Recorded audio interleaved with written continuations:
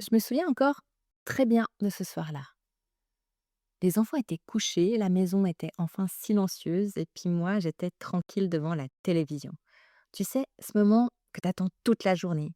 Tu bosses comme une dingue, t'as des soucis plein la tête. Tu rentres à la maison, tu dois t'occuper des enfants, de leurs devoirs, des problèmes qu'ils ont eus pendant la journée. Enfin bref, t'arrives, tu t'en peux juste plus. Et puis, tu sais qu'à un moment, quand tes enfants seront couchés, tu vas pouvoir te mettre devant la télé ou devant un bouquin ou ce que tu veux. Moi, à ce moment-là, c'était la télé. C'était la seule chose qui me permettait de m'évader un petit peu de ma vie. Et puis, tu es là.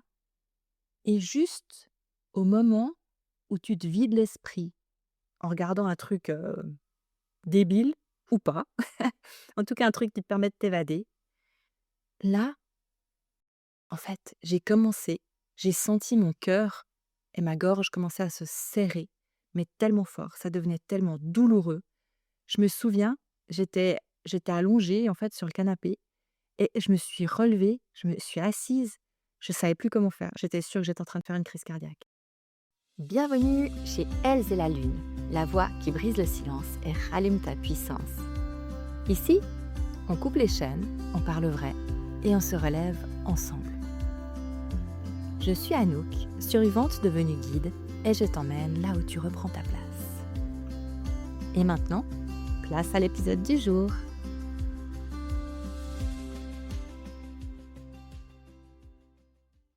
Mais une crise de panique, mais énorme.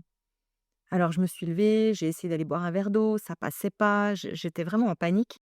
Et puis j'étais seule parce que mes enfants, ils dormaient, donc évidemment que, bah, on ne va pas aller réveiller des enfants quand tu te sens pas bien. Et puis moi, j'étais là avec cette douleur et cette peur dans le corps, mais je comprenais rien de ce qui m'arrivait. Et en fait, ce soir-là, j'ai eu ma première crise d'angoisse. Alors avec le recul, ben, je sais que c'était mon corps qui me disait: «Mais stop, mais arrête maintenant, tu peux plus continuer comme ça». Et en fait, bien des années plus tard, j'ai décidé de vous montrer, d'apprendre à toutes les femmes qui vivent ce genre de situation qui est due au stress. J'avais envie vraiment de faire quelque chose pour vous et c'est pour ça que j'ai créé Paix intérieure, le parcours de l'enchanteresse. Parce que je sais à quel point on peut se sentir perdu quand on a notre corps qui hurle, qui nous fait mal, qu'on a notre mental qui part en vrille et qu'on essaye de faire bonne figure pour les enfants, pour les autres, parce qu'on est des femmes et que en fait, on veut pas montrer parce qu'on a l'impression qu'on est faible. Dans cet épisode, j'ai vraiment envie de parler de la manière dont le corps est en fait notre boussole. Alors évidemment que on peut avoir l'impression qu'il nous lâche, qu'il nous fait une infidélité, mais en fait, on a tellement l'habitude de le maltraiter. On le garde beau, on essaye de faire de l'exercice, on se soigne, on se pomponne, mais est-ce qu'on prend vraiment soin de lui? Est-ce qu'on lui apporte l'amour déjà nécessaire? Est-ce qu'on lui apporte les soins nécessaires? Ça, c'est une vraie question qu'on se pose. Et puis, quand j'ai créé ce parcours, la paix intérieure, c'est vraiment parce que je me suis rendu compte qu'on est tout le temps dans le mental, on s'oblige à ne rien ressentir. Moi aussi, pendant longtemps, j'ai regardé ces signes comme des faiblesses. Tu sais, la fatigue. Oh ça, la fatigue, ouais, bon, bah, je me reposerai pendant les vacances, hein, bien je me reposerai ce week-end. Le nœud à l'estomac, tu sais, où tu te dis: «Oh là, qu'est-ce qui m'arrive encore? J'ai encore mal mangé un truc, j'ai mangé quelque chose qui ne me convenait pas» ou bien: «Ouais, j'ai le stress, je suis un peu stressée» ou «Je suis un peu fatiguée en ce moment», voilà. Ou «Je suis constipée», hein, parce que nous, pour les femmes, le ventre, c'est quand même, notre c'est quand même notre source de créativité. Les tensions qu'on a dans le corps, j'ai mal à la nuque, j'ai mal aux épaules, les insomnies. Cette sensation qu'on a de: «Ouais, tout ça, c'est pas grave, en fait, il faut pas que je m'écoute». Alors moi, je pensais, quand j'étais dans cet état-là, que c'était moi le problème. Parce que je pensais que j'étais trop sensible, trop stressée, trop fragile. Alors j'en voulais aussi à mon ex, hein, on est bien d'accord, parce que, bah, ce qui m'a fait vivre, en tant que pervers narcissique violent, à mes enfants et à moi, déjà c'est quelque chose de révoltant. Mais après, si on passe son temps à être révolté puis à se dire: «Mais, en fait, c'est de sa faute. tout est de sa faute. Alors oui, c'est sûr que si je l'avais pas rencontré, bah, j'aurais pas vécu tout ça. Ça, on est d'accord. Si je l'avais pas rencontré, j'aurais pas eu non plus mes 2 enfants. Enfin, en tout cas, pas ceux-là et ceux-là, j'y tiens. Mais en réalité, il faudrait simplement écouter son corps. Parce que quand je l'ai rencontré, cet homme-là, mon corps, il me demandait de partir en courant aussi, hein. C'est: «Ouais, ouais, je sens pas, il a un sourire qui est bizarre, enfin qui est bizarre, qui a pas l'air franc», des choses comme ça. Et puis finalement, bah, je suis tombée amoureuse de lui parce que j'étais quelqu'un, bah, de lumineux et puis que lui, ben, il s'est accroché à moi vraiment pour me pomper mon énergie. C'est ce que font la plupart des pervers narcissiques et des hommes manipulateurs. Mais je sais qu'on est beaucoup à vivre comme ça. On avance, on tient, on gère, on fait tout ce qu'il faut. On continue à sourire, on fait bonne figure. Et à l'intérieur, quand il y a quelque chose qui craque, quelque chose qui se serre, eh ben, on l'écoute pas. On se dit que c'est normal. On se dit qu'il va falloir dormir un peu plus. Alors on prend peut-être des somnifères ou des trucs à base d'herbes pour bien dormir, ou bien on essaye la méditation, ou bien ce genre de choses. Il y a une chose qu'on oublie aussi, c'est de respirer, déjà, et puis de s'organiser. Simplement, s'organiser pour faire des rendez-vous dans la journée, se faire un agenda de rendez-vous avec soi-même dans la journée, chaque jour. Un petit moment, 10 minutes, plutôt que d'aller se planter devant la télé ou devant maintenant, il y a les réseaux sociaux à l'époque, il y en avait pas, mais maintenant il y a des réseaux sociaux. Donc plutôt que de se planter devant un téléphone ou bien une télévision ou bien même de lire un livre, prendre le temps de simplement, à un moment donné, s'asseoir dans le calme, dans le silence et juste s'écouter, se poser des questions. Qu'est-ce que je ressens dans mon corps? On peut faire un scan, ça prend pas beaucoup de temps et je vous assure que ça peut tellement aider. Ça aide vraiment à déjà mieux dormir, mais ça aide aussi à s'écouter. Comment je me sens aujourd'hui? Ah, j'ai mal au dos. OK, pourquoi est-ce que j'ai mal au dos? Ah bah, parce que, j'ai porté des trucs trop lourds. OK, ou bien je sais pas pourquoi j'ai mal au dos, j'ai mal au dos. Alors peut-être que c'est le matelas, peut-être que c'est plein de choses, mais ça peut être aussi, bien sûr, des tensions nerveuses et surtout même, j'ai envie de dire. Parce que le dos, il a bon dos comme on dit, hein, et puis on sait aussi qu'on porte le monde sur nos épaules, donc tous ces symboles-là, toutes ces choses, c'est vraiment, notre corps est vraiment une boussole et non, il n'est pas contre nous, hein, évidemment. Il nous sabote pas, il est là pour nous parler. Et on croit souvent que le problème, c'est le symptôme. Donc le cœur qui s'emballe, la gorge serrée, le ventre noué, la fatigue qui ne passe pas, le sommeil qui ne répare plus. Et on cherche à calmer, à faire disparaître, à reprendre en fait le contrôle. Mais si le problème, il n'était pas là. Parce que, en fait, c'est vraiment une alarme. Et l'esprit, il est là pour minimiser, hein, pour rationaliser, pour nous expliquer que non, on se fait des idées, que ce genre de choses. Et quand c'est pas, en général, quand c'est pas l'esprit qui nous le dit, c'est les gens autour de nous, hein. Vas-y, continue à faire comme si tout allait bien, bah, continue à tout porter sur tes épaules. Et puis, il faut se dire une chose, c'est que le seul qui ne fasse pas semblant, c'est justement notre corps.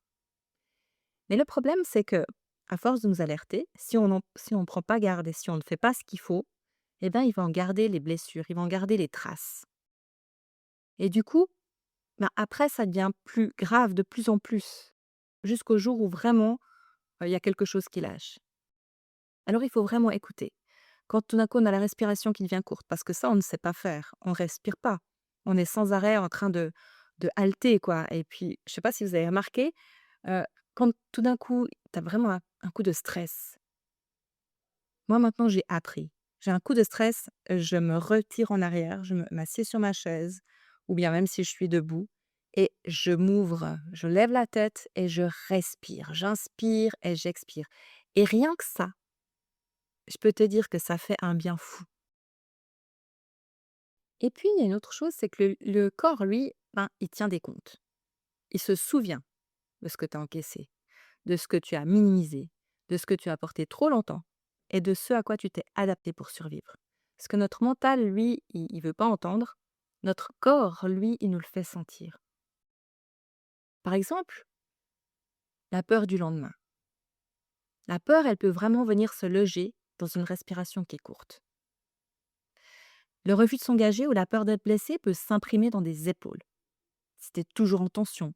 C'est un peu comme si le corps, il se préparait en permanence à se défendre, tu vois? Tu imagines, une boxeuse ou un boxeur qui est en position là et puis, derrière ses gants et puis qui est tout tendu, prêt à hop, à ce que le coup il parte. Une gorge serrée, ça peut être une parole qui est retenue depuis trop longtemps. Le ventre, alors chez les femmes, encore une fois, c'est vraiment notre centre, il peut vraiment signaler une insécurité qu'on a essayé de normaliser. Je sais pas pour vous, mais moi j'ai l'habitude de dormir en position du fœtus et ça me dure depuis des années. En fait, depuis que j'ai commencé à plus me sentir, en sécurité, tout simplement et c'est quelque chose je me rends compte aujourd'hui, je m'endors, parfois sur le dos ou j'essaye de m'endormir sur le dos et puis tout d'un coup, j mon corps, il se recroqueville, quoi. C'est vraiment pourtant je suis en sécurité, mon compagnon est adorable, donc on s'entend très, très bien. Ça fait, maintenant plus de 7 ans qu'on est ensemble, donc j'ai plus de raison d'avoir peur. Mais mon corps, il a encore gardé cette mémoire. Tout ça, c'est des choses que je transmets dans Paix intérieure, dans mon programme. Après, il y a aussi des livres qui sont super intéressants sur les mots. Par exemple, si on a mal au genou, c'est simplement énergétiquement, ça veut dire que tu n'as plus envie de plier. Tu n'as plus envie de te prosterner devant quelqu'un, de plier le genou devant une autorité ou devant quelqu'un. Quand tu as mal au poignet, c'est souvent des gens qui ne lâchent pas prise sur, les événements, qui sont totalement dans le contrôle, qui ont peur aussi de perdre de l'argent ou des choses comme ça. Ça, c'est vraiment des endroits qui font mal et qui nous en disent beaucoup sur soi. D'ailleurs, ça il y a un truc qui m'avait toujours fait rire, c'est que j'ai attrapé des grains de beauté dans le dos, mais vraiment des assez gros grains de beauté. Et puis j'avais regardé dans mon super bouquin, c'était aussi par rapport à l'autorité, que je supportais plus l'autorité. Et étrangement, c'était à l'époque où où c'était mon dernier job, hein, dans l'immobilier, où je commençais vraiment à ressentir du mobbing. Mais comme c'était la troisième fois, ben, je le voyais venir, donc je suis partie avant que ça se détériore et surtout j'ai réagi. Mais après avoir quitté, peut-être, 6 mois après, eh bien, j'en ai qui sont partis. J'ai ces grains de beauté qui ont disparu. C'est des choses dont on n'a pas, conscience et sur lesquelles on n'a aucune emprise. Alors, en fait, le problème, c'est pas que le corps y parle, bien au contraire. Le problème, c'est on nous a appris à ne pas l'écouter. Par exemple, «Pleure pas, chouine pas, arrête de te plaindre», hein? Et puis au début, le corps, bah, il chuchote. Il envoie juste des petits signes. Justement, la fatigue, la boule dans la gorge, les maux de ventre. Et puis, on banalise, on repousse. Et puis un jour, le corps, il monte de volume. Il tape à la porte, mais vraiment avec les 2 poings. Et c'est là que ça fait peur. Parce que là, on comprend plus, parce qu'on a l'impression qu'on perd pied. Alors qu'en réalité, c'est juste souvent quelque chose qui essaye d'émerger. Les crises d'angoisse, ça arrive quand tu es relaxé, quand tu te sens bien, quand tu fais toute autre chose. Et c'est à ce moment-là, la crise d'angoisse, elle monte. Parce que c'est un peu comme si le fait que tu libères ton esprit, et ben, du coup, le corps, il en profite. Il dit: «Hé, alors maintenant que tu es enfin là pour écouter, vas-y, je vais te montrer ce que ça veut dire. Je vais te montrer que je suis là». C'est vraiment le signal. C'est pour ça que j'ai créé la paix intérieure, le parcours de l'enchanteresse. C'est pour qu'elles se sentent pas bien, malgré le fait qu'elles ont passé le cap, qu'elles ont souvent déménagé. Moi, j'ai déménagé au moins, 4 ou 5 fois. Mes enfants, ils en pouvaient plus. À la fin, ils ont dit: «Maman, on bouge plus d'ici, tu fais comme tu veux». Mais nous, on ne déménage plus. Et pour moi, c'était OK, il y a quelque chose qui va pas, que ce soit une relation, amoureuse ou que ce soit, par rapport à un job. Eh bien, je quittais, mais je quittais tout. Le lieu de vie, heu, le job, tout. Et c'était quelque part, je fuyais. J'ai commencé à me rendre compte en partant en vacances, parce que j'adore voyager, donc j'ai pas mal voyagé avec mes enfants. En maman solo, c'était bon, j'ai travaillé longtemps, dans une compagnie aérienne, donc c'est vrai que les voyages, pour moi, c'est quelque chose de naturel. Mais en même temps, eh bien, c'était quand même une fois sur place, j'étais pas vraiment libre. J'étais contente, mais j'avais toujours cette, tristesse, cette tension, ces choses à l'intérieur de moi et je comprenais pas. Parce que je vivais, seule avec mes enfants, mais j'avais une vie qui était organisée, j'avais un bon salaire, j'avais, des amis. Donc je comprenais pas pourquoi, même le fait d'être à des milliers de kilomètres de chez moi, eh bien, j'arrivais pas à lâcher. J'arrivais pas à J'avais l'impression vraiment que j'étais heureuse d'être sur place parce que encore une fois, j'adore voyager, mais je me sentais toujours un peu, triste, un peu mal à l'aise, un peu, comme si j'étais à côté de la plaque, comme si j'étais pas à ma place, en fait. Voilà, tout simplement, comme si j'étais pas à ma place. Et le pire, c'est que quand je devais rentrer, mais j'en étais malade. Quand je savais que je devais rentrer chez moi, pourtant, mon ex était plus là depuis longtemps, hein, et ben, j'arrivais pas. Je me disais: «Non, c'est pas possible, je peux pas retourner là-dedans, je peux pas retourner». Et pourtant, j'étais pas non plus 100 bien sur place. Et c'est à un moment donné, je me suis dit: «Bon, maintenant que je suis passée par au-dessus de tout ça», j'ai fait beaucoup de développement personnel, mais surtout le coaching à l'hypnose qui m'ont beaucoup aidée. Bon, la médiumnité, les tarots, toutes ces choses, toutes mes passions. Mais en même temps, eh bien, j'ai réussi à surmonter tout ça avec plusieurs choses. J'ai pris un peu de tout, en fait, de toutes mes expériences, et puis je les ai rassemblées pour devenir coach en neurosciences et hypnothérapeute. Alors l'hypnose thérapeutique, j'en fais plus vraiment. Je fais des séances, vraiment, comme ça, que j'enregistre, parce que je trouve que la neurocoaching, ça parle justement au mental. Et je sais que quand on est stressé, quand on est une femme, avec plein de choses dans la tête, c'est très difficile d'entrer en état d'hypnose ou de méditation. À moins que ça soit quelque chose qui vous parle vraiment, où là, tu peux partir en 3 secondes, hein. Moi, si je fais une séance d'auto-hypnose ou je fais une séance d'hypnose, en 10 secondes, je suis loin, mais parce que j'ai confiance. Mais je sais aussi que c'est très difficile de calmer le mental quand on n'a pas l'habitude pour le faire. C'est pour ça que j'ai mis l'hypnose thérapeutique vraiment de côté.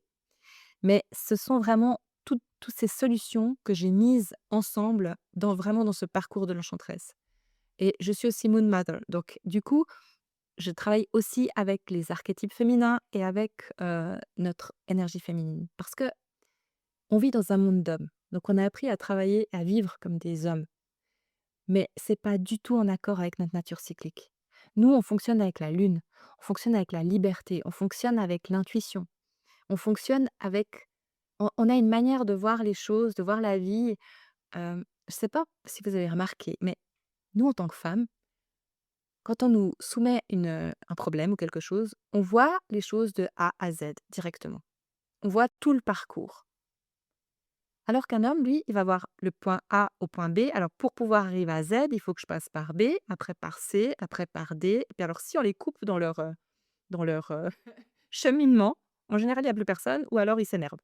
Mais ça, bon, évidemment, encore une fois, tous les hommes ne sont pas comme ça, d'accord, bon, j'en ai pas connu qui soient autrement. Mais admettons, parce que j'en entends déjà qui vont encore me dire, parce qu'en ce moment, je reçois beaucoup de messages très désagréables de messieurs quand même, hein, sur mes publications, il faut le dire.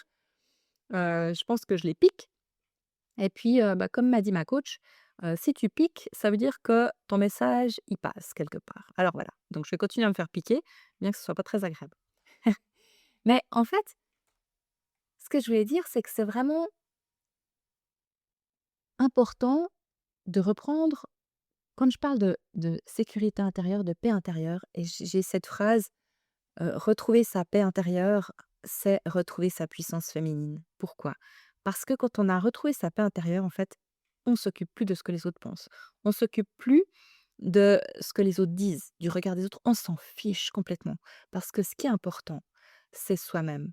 C'est d'être une femme et d'arrêter de se soumettre aux hommes, à la société qui pense mieux que nous, qui veulent nous museler, qui pense qu'on est plus faible, qu'on est moins intelligente, qu'on est moins ci, moins ça. D'ailleurs, pour le même travail, hein, et puis pour les mêmes, compétences, une femme est moins payée quand même. Donc ça veut bien dire ce que ça veut dire. On a beau nous dire: «Mais non, pas du tout, et cetera, c'est pas vrai, et cetera». Il y a quand même des inégalités qui sont juste énormes, sans compter la cruauté. Je sais pas si vous avez vu, mais tout ce qui sort, enfin oui, certainement que vous avez vu, non seulement les féminicides, mais en plus tous les gens connus, tous les hommes connus qui ont maltraité ou qui maltraitent soit leurs épouses, soit les collaboratrices, soit toutes les femmes de leur vie, quoi. Ça fait vraiment peur. Donc ça veut dire quoi? Ça veut dire que, franchement, sur toutes les femmes que je connais, j'en connais pas qui n'a jamais subi, alors je parle pas que de violence physique, mais du déni ou bien de dire, «Tais-toi, tu sais pas ce que tu dis» ou bien, vous savez, ce genre de truc de rabaisser les femmes. Donc ce que je voulais vraiment transmettre dans cet épisode, c'est que guérir, ça veut pas dire faire taire son corps. C'est surtout pas l'obliger à se calmer. C'est pas non plus lui demander d'arrêter de réagir pour que tout redevienne normal, parce que c'est pas normal. C'est ça qui est pas normal, en fait. C'est quand on ressent rien dans son corps, qu'on ressent rien dans sa tête. J'ai entendu tellement de clientes me dire, quand je leur posais la question, je dis: «OK, pour avancer, déjà, c'est important de savoir où est-ce que tu ressens la peur ou la douleur dans ton corps, en fait, les émotions, pas la douleur, les émotions dans ton corps.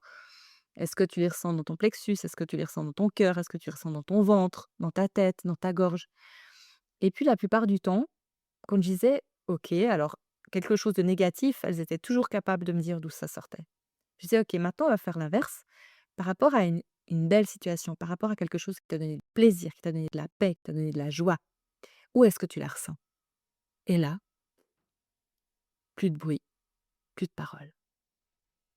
Et au bout d'un moment, mais en fait, je me souviens même plus la dernière fois quand j'ai reçu ou j'ai ressenti du plaisir et surtout mes rêves, je sais plus de quoi j'ai rêvé, de quoi j'ai bien pu rêver.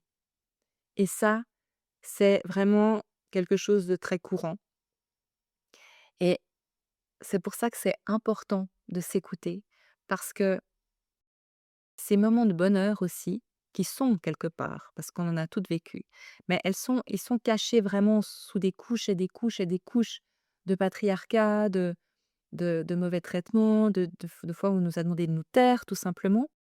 Et puis, ben, c'est important de retrouver ces moments de bonheur. Pourquoi?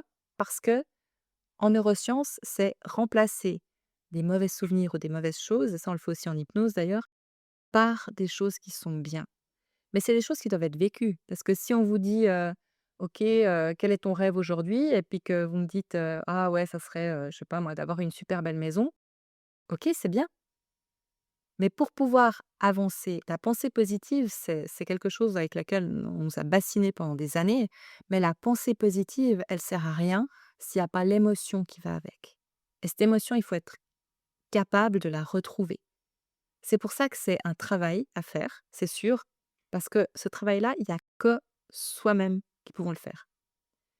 Il y a que toi, là, qui m'écoutes, qui qui connais ta vie et qui peut revenir en arrière, retrouver des moments de plaisir dans sa vie, vraiment. Et ça peut être des trucs, mais tout bêtes. Ça peut être, simplement de regarder par la fenêtre le matin et puis voir un super beau, lever de soleil. Ça peut être, tout d'un coup un petit message que tu reçois le matin ou que tu trouves le matin sur ton téléphone et puis qui est super gentil. Quelqu'un qui prend de tes nouvelles, quelqu'un qui te fait un coucou, quelqu'un qui ou bien même si ça vient pas de quelqu'un d'autre, simplement d'écouter les oiseaux chanter. Moi, je sais que j'adore bon, j'ai la chance d'habiter, près de la montagne, mais bon, c'est une chance que j'ai aussi provoquée. Après le prochain objectif, c'est la mer, mais chaque chose en son temps. Et pour moi, c'est un bonheur, de regarder le matin, de voir le soleil qui touche les montagnes, qui baigne un peu les montagnes et puis de savoir qu'elles sont là. Rien que ça, pour moi, ça me calme énormément. Et on a toutes quelque chose comme ça. Peut-être que si tu es une citadine et que tu aimes être en ville, rien que le paix de la ville le matin ou bien l'animation ou bien des gens qui commencent à bouger, bah, rien peut-être que rien que ça te fait du bien, ça te fait énormément de bien. Donc ce qui est important, c'est de retrouver ces petits moments de plaisir et puis après, tu pourras y repenser, en fait. Y repenser dans les moments où tu es stressé, où tu as l'impression que le monde autour de toi, il est super injuste, où il y a rien qui est bien, où tu es complètement à côté, tu es pas arrivé sur la bonne planète, hein, ça on se le dit souvent. Mais dans ces moments-là, accroche-toi à quelque chose que tu aimes, quelque chose qui te fait plaisir et tu verras, rien que le fait de lever la tête, de respirer et de penser à quelque chose de beau, quelque chose qui te fait vraiment du bien, eh ben, tu verras que ça change tout. Ça peut changer toute ta journée, vraiment.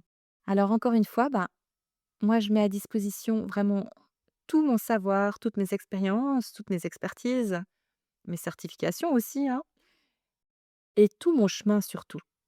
Je crois que c'est ça le plus important. Parce que ce parcours-là, ce chemin-là, je l'ai vécu. Je l'ai vécu avant toi, vraiment, intensément. Et j'ai mis en place tout plein de choses pour pouvoir passer ce stade, pour pouvoir de nouveau me retrouver, pour pouvoir me sentir fière et heureuse d'être une femme. Et ça, je t'assure que ça a pas de prix. Et en fait, c'est vraiment pour ça que j'ai créé tout ça, que j'ai mon podcast, j'ai mon blog, j'ai mon programme et puis, je suis en train de mettre en place j'avais déjà, mis en place tout un programme aussi sur les archétypes féminins et sur le cycle féminin et la lune. Et j'ai laissé ça un petit peu de côté parce que je me suis vraiment concentrée sur le parcours de l'enchanteresse. Et puis là, je vais remettre ce programme par rapport au parcours qu'une femme traverse chaque mois. On traverse vraiment les 4 saisons de l'année en un mois. Et pour ça, je prends vraiment les archétypes féminins parce que je trouve qu'ils sont très représentatifs. Et puis, c'est vraiment important de savoir qu'il y a des jours où on va mal. Oui, on va mal parce qu'on est dans sa période, par exemple, de l'enchanteresse, de l'automne ou de la période de la sorcière de l'hiver. Et quand je parle d'énergie et de cycle, je parle uniquement du cycle énergétique. D'accord? Moi, je suis en ménopause depuis plusieurs années. Et pour les femmes qui sont sous contraceptifs, qui n'ont plus de règles, ou pour les femmes qui n'ont plus d'utérus, ou pour quelle que soit la raison, on traverse quand même toujours toutes ces 4 saisons. Alors, le monde, la société a voulu nous faire croire qu'à partir du moment où on commence à être ménopausée, on est inutile. Mais croyez-moi, mais je sais que vous savez très bien que c'est faux et que c'est quelque chose qui est absolument révoltant. Mais c'est important aussi de savoir analyser et de savoir en fonction de la lune dans quelle période de notre cycle on est. Parce que sinon on a l'impression qu'on est toujours dans la période de l'automne et de l'hiver, donc c'est vraiment des périodes d'introspection, de doute aussi, des périodes où on se sent plus fatigué, on oublie les choses.